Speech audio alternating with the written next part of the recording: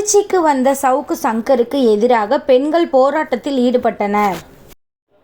YouTube channel ஒன்றிற்கு பேட்டியளித்த சவுக்கு சங்கர் பெண் காவலர்கள் குறித்து அவதூறாக பேசியதாக கோவையை சேர்ந்த உதவி காவல் ஆய்வாளர் அளித்த புகாரின் பேரில் சவுக்கு சங்கர் மீது கோவை சைபர் கிரைம் போலீசார் வழக்கு பதிவு செய்து சிறையில் அடைத்தனர்.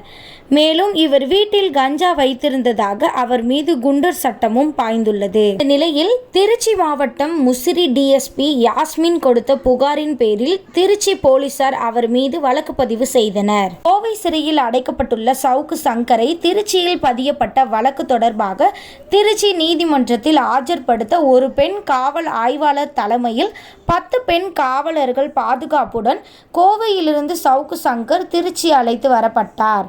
திருச்சி மாவட்ட உரிமையியல் நீதிமன்றம் எண் 3 நீதிபதி ஜெயபிரதா முன்பு அவர் ஆஜர்படுத்தப்பட்டார். அப்போது கோவையிலிருந்து அழைத்து வரும் வழியில் போலீசார் தன்னை தாக்கியதாக தெரிவித்தார். அதனை அடுத்து அவர் பரிசோதனை செய்ய திருச்சி அரசு மருத்துவமனைக்கு நீதிபதி அனுப்பி வைத்தார்.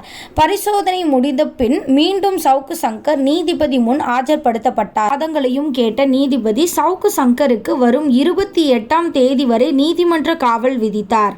மேலும் சவுக்கு சங்கரை போலீஸ் காவலில் எடுத்து விசாரிக்க திருச்சி மாவட்ட சைபர் கிரைம் போலீசார் மனு தாக்கல் செய்தனர்.